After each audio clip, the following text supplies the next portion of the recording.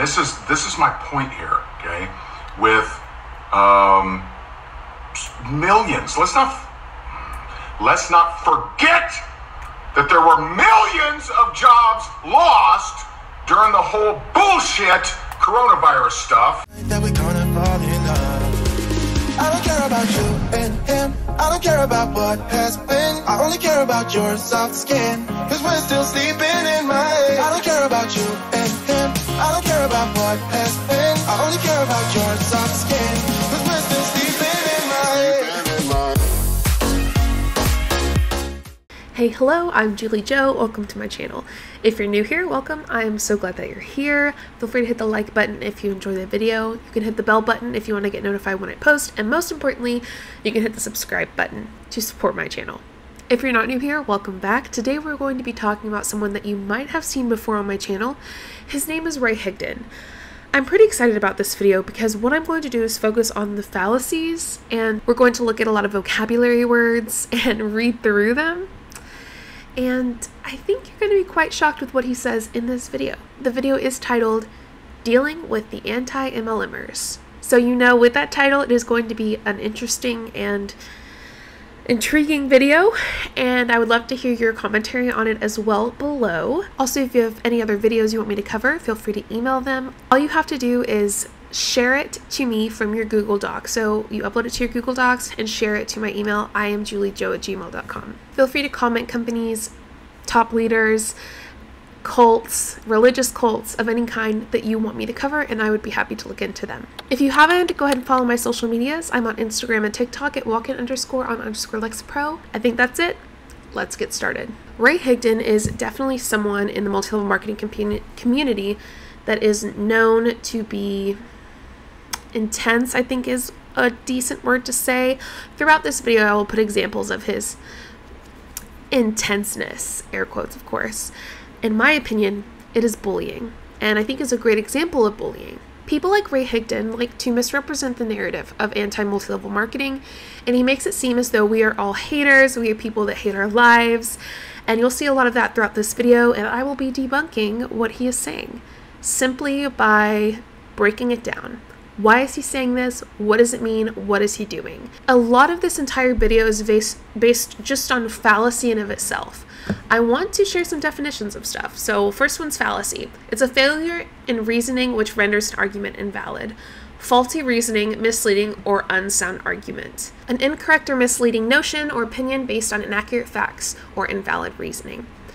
I think that this entire video embodies the word fallacy in general, but I will get more specific throughout the video. Some of my friends and I have done live videos of his reality show, and I'm going to insert some clips throughout this video showing how he's acted in it.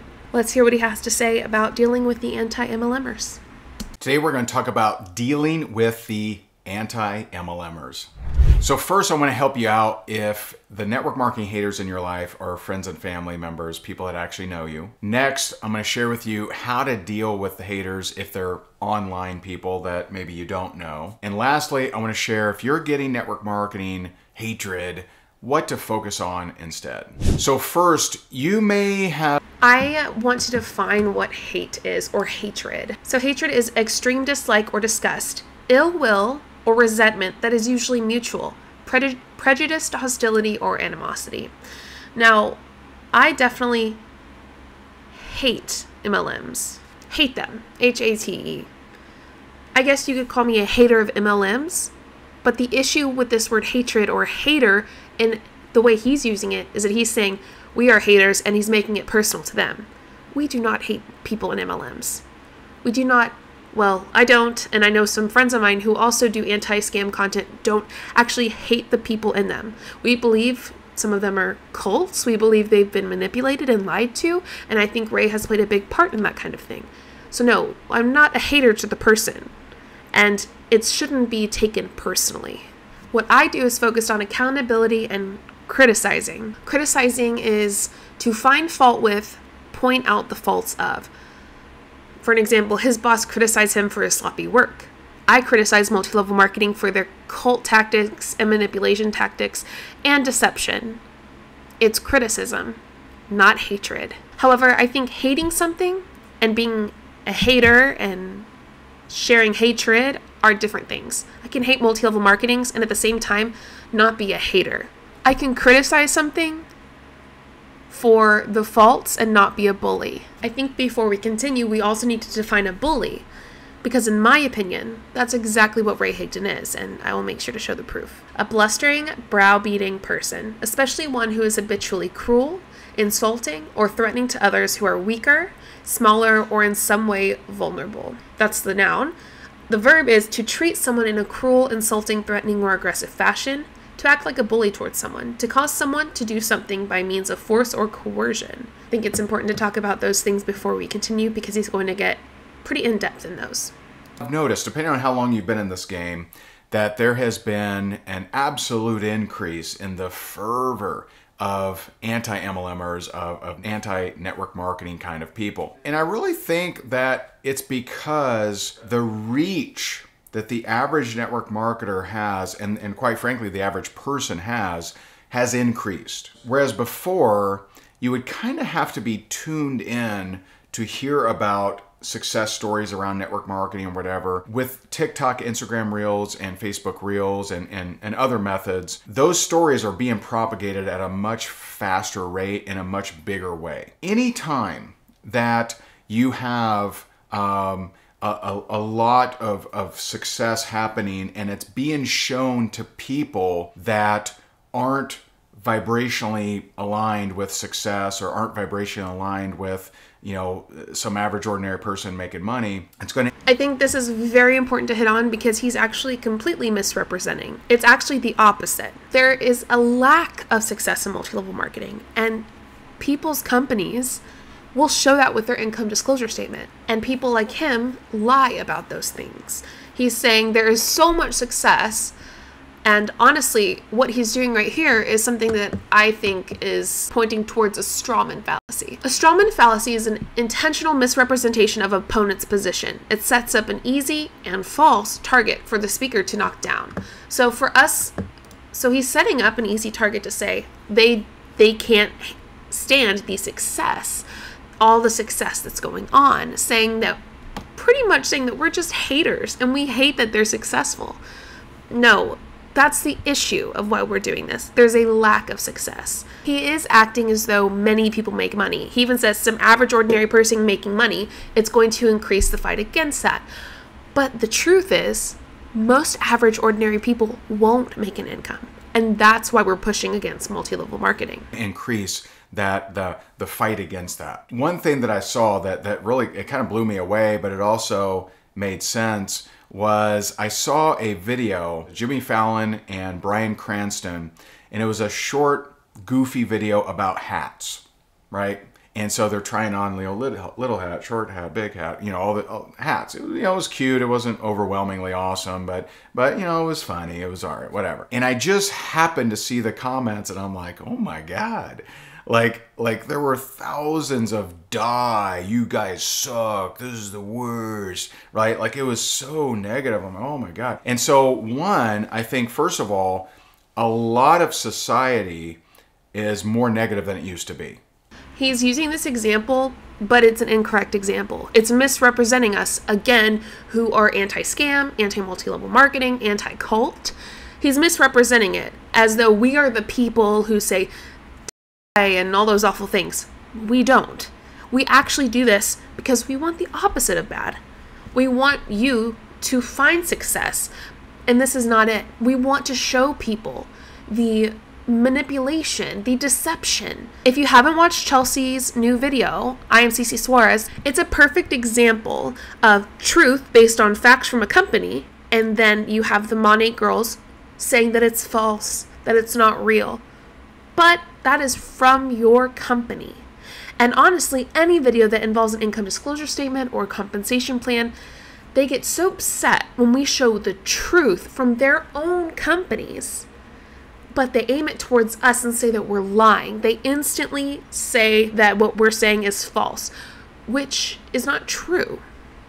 That is cognitive dissonance. Let's look at what cognitive dissonance is. The term cognitive dissonance is used to describe the mental discomfort that results from holding two conflicting beliefs, values, or attitudes. People tend to seek consistency in their attitudes and perceptions, so this conflict causes feelings of unease or discomfort. And that's what we see a lot in them, the people who are in multi-level marketing, when we show facts from their own company. He's continuing to try to paint this picture of us being horrible, terrible, negative, angry, upset people, when we're really just the opposite. We care.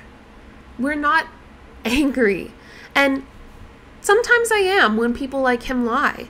Anger isn't bad. Emotions aren't bad. It's what you do with those emotions that makes it a good or bad thing. Period. Number 2, success and hate seems to be getting more reach, period, right? So there's just more, right? You have people going viral on TikTok with hatred message as well as, success messages. And so both parties are witnessing or being a part of these different things. It's really wild. You now have more and more people at least hearing the idea of an average ordinary person can come into network marketing and make money. And for those that don't vibe with that, they actually don't like the idea of someone, that isn't a professor or isn't a celebrity or isn't a whatever, being able to make money, more money than them, kind of grates against them, right? And so let me give you some how to deal with it. So that is another strawman fallacy. It's just simply a misrepresentation of what's actually going on.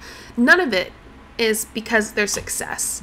It's actually the opposite, like I said, a lack of success. He's portraying the idea that we are some jealous, angry people who hate watching people do good things and be successful. That's not true.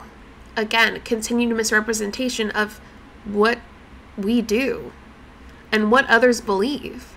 If you have friends and family members and they're, hating on you or they're rejecting you or whatever, don't try to convince them. Stop trying to turn them around, right? Stop trying to show them examples. Stop trying to dance for someone who will never applaud you. And so if you have a friend or family member and they're like, oh, that network marketing is terrible, it sucks or whatever, say, cool, hey, thanks for your opinion. I appreciate it. Move along. And I'm not saying that you have to ostracize them. I'm not saying that you have to unfriend them or whatever. Just don't try to convince them. Stop spending energy on them. A great example is my wife, actually. So when we were dating, she joined my network marketing team. She was 21 years old and she started building it on her own. When she first started, she went to her family and they said, that's stupid. Why are you doing this? You have a degree. And they were not fans, to say the least. When she got to $10,000 a month, her 2 brothers joined, her mom joined, and her dad built her a spreadsheet. And so if you're trying to... That is an anecdotal story. Just because that happened to her and she had that experience doesn't mean that's what happens. It's anecdotal. And a lot of people like Ray Higdon push these stories acting as though it's going to happen to you. It's going to change your life. Look at this kind of like a fairy tale thing happen with her and her family. That's what can happen for you. In reality, that's likely not going to happen. To convince friends and family members that it's great before you do something and really make a splash, you're making a mistake. Stop doing that. Go make it rain without their support, without their approval, without their agreement. And this includes your spouse, by the way. Even if your spouse is hating on it, go do it, pay off his truck, and then say, there you go, my friend, right? So you need to be willing to go fight the battle without their support. Fight the battle without their understanding. I do not like the narrative he's portraying with this, because he's pretty much saying if your family's criticizing this, telling you that they don't agree with what you're doing, that is seen in his eyes as hate and ignorance almost. Because, well, actually ignorance, because he said they don't understand it. It's seen as hate, but it's not. A lot of times it really is just people who love you that are worried about you, and they're concerned because they see facts, data, statistics, whatever you want to call it, of multi-level marketing, and they know oftentimes the majority of people won't make money, and quite often people lose money. And a lot of them are manipulative, deceptive. They, in my opinion, rank up with cults oftentimes. People see that and know it's not good. They just want to be honest with you because they love you. But with people like him, he makes it sound like this really brave battle. He says, fight the battle without their support. Fight the battle without their understanding. It's not a battle. There is no battle. He wants you to seem brave. And while I'm sure many people are brave out there doing this because they are in their mind doing something brave, taking a step forward, trying to change their life, that's not actually what's happening for the majority of people. That's how you handle if they're friends and family members. Now, a more insidious and kind of gross version of the network marketing haters is the online trolls, and they literally are going out of their way to harm you. I do believe, because I believe that in war there's both sides believe they're fighting the good fight, right? I have to think that. I have to think that some of them do think they're doing good. They think that they're preventing whatever, the mom and pop from spending a couple $100 on a product or whatever. Like they literally think that they're saving people, right? They're not giving them any solutions, but they're saving them from spending money and their hard-earned money going away. Before we go on with what he's saying, he is saying people like me who advocate to research and who show facts from multi-level marketing, who calls out manipulation, who criticizes what they're doing because it's not good, are trolls, haters. We want to harm them. I don't want harm for anyone. What I want is education. I want the deception to stop. I want income disclosures for every company, and the first thing that someone sees or does before they join is 1, they have to read the income disclosure statement, 2, watch a video about the income disclosure statement, 3, wait a week before they can say yes and join or start being active and purchasing product. And 4, I just wish MLMs would go away, but they never will. The best that they can try to do is to paint us as trolls, to paint us as people who are like trolls living under a bridge. Ugly, little, nasty, mean, disgusting things. Like gross is the word that he used. In reality, we're not. We actually are empathetic. Most of us, we care about people, and that's why we do this. The amount of hate we get daily, most people won't be able to handle, which is understandable because it can be a lot. The people who have made literal profiles about me, saying lies about me, I don't care. Doesn't bother me. Doesn't hurt my feelings either. I know that the people who do things like that are the bullies. They're the people who want us to stop what we're doing because it's making a difference. The more someone pushes against me, makes fun of me, says I'm fat, says I'm ugly, compares me to something nasty, whatever it is, or tries to ruin my future career like one nasty troll tried to, the more I know that what I'm doing is important and good. So no, we're not the trolls under the bridge. We're people who care about you, but he can never let that narrative get out. So he tries his best to paint the opposite. Regardless of how many testimonials, of how many thousands and thousands of people have changed their life through network marketing, I really do believe some of them believe that they're doing a service. They believe they're doing good. They believe that they're saving the single mom's wages from being blown at your event. And this is where you need to understand that there is no magic or mysticism around network marketing, all right? It comes down to pipeline. It comes down to, who makes money in real estate? The people that talk to people, right? Who makes money in network marketing? The people that talk to people. If someone is joining a network marketing company and they're told that they don't have to get customers, that they don't have to talk to people, that, if they're being told that, then that person is doing a great disservice, right? When it comes to us, they try to say, what we're saying is it's not easy. What they're saying is we say it's easy. But when it comes to a phone call with them, of you and them, they make it sound easy. They make it deceptive. They make it seem like it's attainable. Whether they make it sound easy or not, they make it sound like it's attainable. In reality, it's attainable for the 1%, the 2% maybe, but the rest it's not, because that's how the multi-level marketing business structure works. I tell them it's hard. This is hard work. You have to talk to people. You're going to get rejected. You're going to have people make fun of you, right? This isn't like, you know, when someone starts a job, no one's really making fun of them for that job. You join network marketing, you're probably going to have some people make fun of you because they just don't know. And one of the reasons that people have that kind of propensity toward network marketing is that it's such a low barrier of entry to start a business. You know, if you had to pay $150,000, like some people pay for a restaurant, to start a network marketing business, all the people that are not as strong-willed or disciplined, they just wouldn't do it. They would. This is a great, in my opinion, I think this is a great example of a red herring fallacy. So a red herring is something that misleads or distracts from a relevant or important question. Why is this important? It's not. It may be either a logical fallacy or a literary device that leads readers or audiences towards a false conclusion. A red herring may be used intentionally as a mystery fiction or as part of rhetorical strategies. When it comes to a red herring, it's seen as like a misdirection, a smokescreen, clouding the issue, beside the point. They also call it the Chewbacca defense. It doesn't matter. It doesn't necessarily make a whole lot of sense. I mean, he is saying, you know, these people, you know, if you try to start this kind of business, you're going to put down a lot more money. Well, yeah, I mean, you are. But what he's leaving out are the statistics that you will likely be way more successful doing a franchise versus a multi-level marketing company.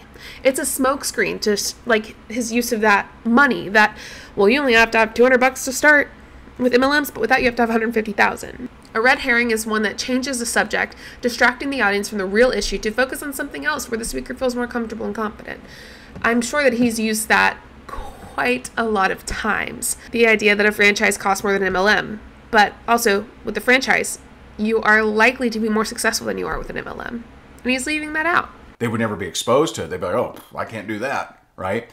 Because it's so low barrier to entry, because you don't need a college degree, you don't need a certificate, you don't need a ton of money, you need a couple $100 usually. Because it's so low barrier to entry, and because there's no requirement of training, you have a lot of untrained people, you know, pitching and hyping to people that, you know, resonate with it and want to do something that's going to be nice and easy. I would rather say it's hard. But how you deal with the online trolls, and these people will go out of your way. I mean, there's a group right now that is like, you know, sending letters, they're flagging videos, like they're lying. They're creating, you know, lying videos about others and lying videos about others. The narrative, again, that we're these nasty trolls that live under the bridge is false. And it's his way of showing his insecurity, in my opinion. If we want to talk about nasty trolls living under the bridge, let's talk about bullies. Shall we, Ray? I think it's important that we look through his reality show and see some highlights of Ray Higdon and the way he acts. You should know this. You should know this, man. What the? Are you? Did you just meet us yesterday? No. You had all this time to plan for this, and you come in here and say, "Where do you guys see yourself?" Somebody that's cut from the same fabric as you. So you're a positive person around other positive people. That's not a positive person. That's, if I'm around uplifting people, then I'm a great person. Then but most, okay. you positive people are right. Viktor Frankl, right? Who's in a Nazi concentration camp, wrote Man's Search for Meaning. Right. Seeing people die all around him, stayed positive the whole time. Right. That's a positive person. Right. Not someone I had some shitty coworkers and those guys all suck. Easy, babe, easy. I'm just saying. Understood. I get where you're going with that. Those are just a few glimpses that he allowed to air. The way that he is talking to these people is disgusting. And I'll go ahead and remind you of the bully definition. A blustering, brow-beating person, especially one who is habitually cruel, insulting, or threatening to others who are weaker, smaller, or in some way vulnerable. To treat someone in a cruel, insulting, threatening, or aggressive fashion. To act like a bully toward. To cause someone to do something by means of forced coercion. To use language or behavior that is cruel, insulting, threatening, or aggressive. Those few clips that you saw were just glimpses into who the real Ray Higdon is. A bully. He's putting on a show for people in this video, acting like he's knowledgeable. happy guy who really cares about others. But in reality, he's the guy from his reality show. Hence reality show. Whether that was him intensifying the situation or not, no one should ever be treated that way. Ever. It's really nasty. How you handle them, also don't try to convince them. I would not engage with them.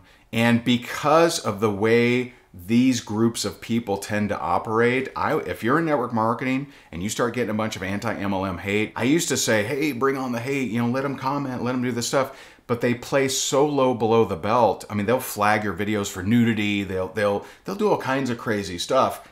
Fun fact, I only flag MLM videos on TikTok for being an MLM because you're not supposed to post about them. But you know how many people I've had from different companies that I posted about come and try to take down my videos? Multiple of them have been taken down. Of course, they've been put back up. So I'd like to say, no, that's incorrect. At least in my experience from the people I know. We go and we don't take your videos down for nudity, and if they do, that's not me or my friends. We go and we report it because it's not supposed to be on TikTok. Again, a misrepresentation. All of this, in my opinion, is an ad hominem fallacy. When he's talking about us being gross and saying things like, we'll go and do this thing, or we are haters, we are angry, or we're mad with their success because we don't vibrate on their same success line, something like that. And there's more to it, but it's an ad hominem fallacy, which we'll get into soon. Just block them. I would just block them. And so that's some suggestions on how to handle some of the hatred that you may be getting. And know this. If you're not playing big, you ain't getting any hatred. And so the bigger you play, the more you show up, the more videos you do, the more people you talk to, you're going to run into this kind of thing. Let's talk about that, because at 3 minutes and 40 seconds, he says, don't unfriend them. Sure, he's talking about friends and family. Hating. So do we block them? The issue with this is everyone says to block them. And to not listen or watch YouTube videos or read articles about anti-MLM or listen to any of our opinions, just ignore them. And this falls under the informational control aspect of the BITE model. So when it comes to information control, I see 1, 2, and 3 as a part of this. 1, deception, deliberately withhold information, distort information to make it more acceptable, systematically lie to the cult member. 2, minimize or discourage access to non-cult sources of information, including internet, TV, radio, books, articles, newspapers, magazines, media, critical information, former members, keep members busy so they don't have time to think and investigate, control through cell phone with texting calls and internet tracking. I actually think number 2 is consistent with every MLM and every team in an MLM, broadly speaking. I do think that number 2 is extremely important and what the majority of them do. And number 3, compartmentalize information into outsider versus insider doctrines. He's painting us as the trolls. You shouldn't listen to the trolls. You shouldn't listen to the gross people under the bridge. That's not what we are. But to them, we're the outsider. This is the insider stuff. They don't want us to watch their trainings. They don't want us to get videos of them. They don't want any of that because they want to be able to manipulate without the act of accountability. They ensure that information is not freely accessible, control information at different levels and missions within the group, and allow only leadership to decide who needs to know what and when. I see these 3 pretty distinctly within MLMs. Of course, behavior control, thought control, and emotional control all go under it as well, but specifically in this situation, I see information control. So if you're running into this kind of thing, congratulations, you're on the path. If you're not running into this kind of thing, then you're probably keeping it a little bit too secret. So I'd love to hear from you. Do you agree with my statements, or do you think I'm totally wrong? Am I off base here? Love to hear from you. Drop me a comment in the comment section. I read and respond to every comment. So lastly, what should you focus on instead? It's really simple. Focus on what you want. So something that I do anytime I get sucked into negative land, right? And know that, you know, why are there haters of anything, right? Why are there trolls of anything? Why are there, you know, bullies, right? Because they're literally online bullies, right? Again, what this is doing is mirroring him. I think what he's saying right now, in my opinion, is he's mirroring himself. He is a bully. And again, painting us as some horrible, terrible people who hate people in MLMs, that's not true. I also think it's quite interesting in these comments, it says, like Grant Cardone says, haters are quitters. Grant Cardone is one of the worst people, like Ray times 10.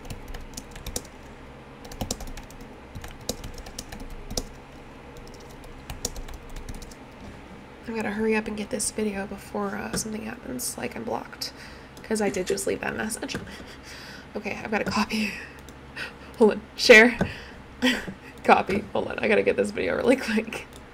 I couldn't help myself. I left a comment. I thought it was important. So I'll read his comment. It says, cool, thanks for the feedback to this guy up here. I used to never suggest blocking them until we started seeing quite a few of our customers' accounts getting shut down in the same manner, and also for nudity, which clearly there was none. Keep doing the research and always open to diligent feedback. You can pretty easily search anti-MLM content and find them encouraging others to target individuals. I said to him, Ray Higdon, I would love to see where anti-MLM creators and advocates quote-unquote target individuals. It seems you are mixing up basic vocabulary, hater versus criticism, bully versus advocate. I think it's intentional to mislead people in your downline. I'd be more careful of the fallacies being used in your videos. Let's keep going. Why are they bullies? At the end of the day, it's because they feel a certain way about themselves, which isn't good, and they want others to feel as bad as they do about themselves. But let's not forget, there are people struggling to pay their bills. Let's not forget that there are businesses being burnt down. Let's not forget that there are people that no longer have a place to go and get a job, right? And, you know, in this time, is that the time? Is that the time to take your solution? Is that the time to take your solution and say, no, I'm not going to share it with anyone. No, I'm not going to tell anybody because I'm being sensitive. I don't want to be insensitive here. Oh, I better not talk about. Stop it. Get some help. That's what it boils down to. It really does. And so know that hurting people hurt. You know, people that have been through bad stuff and they haven't worked through it, it's much easier for them to try and make other people feel bad too. Okay, with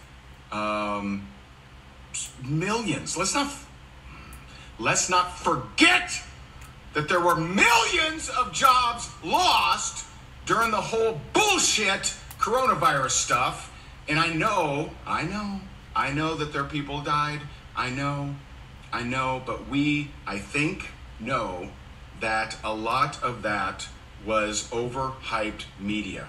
Right? And so a big part of me has, you know, sympathy, and I wish for peace. I wish for peace amongst these people that spend their days just online, you know, attacking, right? I wish them peace. I wish them love. I hope they find something they're passionate about, like a charity or a cause or, you know, whatever, right? Something they're passionate about, because that's what the human race is here for. This is also another fallacy idea of you could be doing something other than anti-MLM advocacy. You could be doing human trafficking. That's more important. That's a fallacy in of itself. I think this also falls under the red herring fallacy, misdirection, smoke screen, clouding the issue, beside the point, you know, the smoke screen clouding the issue of you could be doing this instead, that seems more important. Well, I'm not. I'm doing this because I think this is also important. Both things can be true. Human trafficking can be important and anti-MLM advocacy can be important. One, I'm not so good at because I'm not educated on and I haven't experienced it.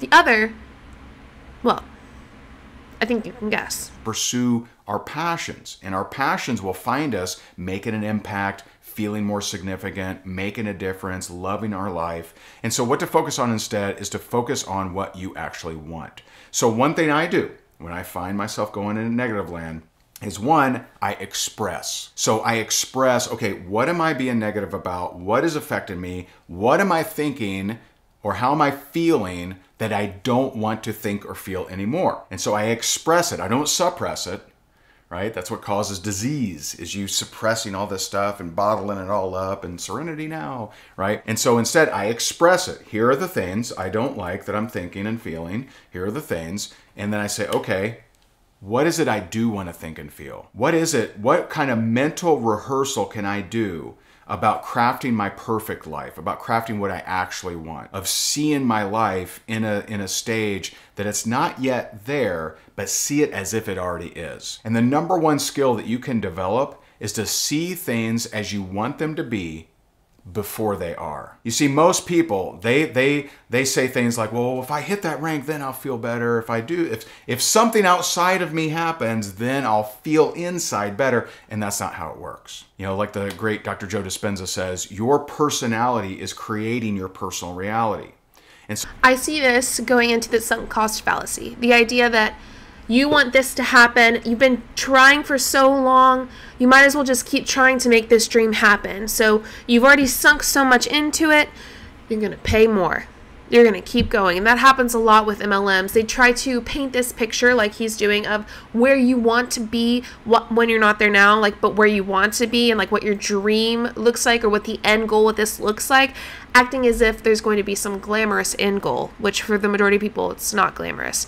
This leads to the sunk cost fallacy. So the way that you think, act, and feel is literally having you have an experience with your reality about what is going on around you. So if we want to change what's out there, we have to change what's in here. And so shifting your focus away from those thoughts of stress and negativity and why are they attacking me and how come they're haters and all this stuff, to what is it I actually want? I want to make a difference.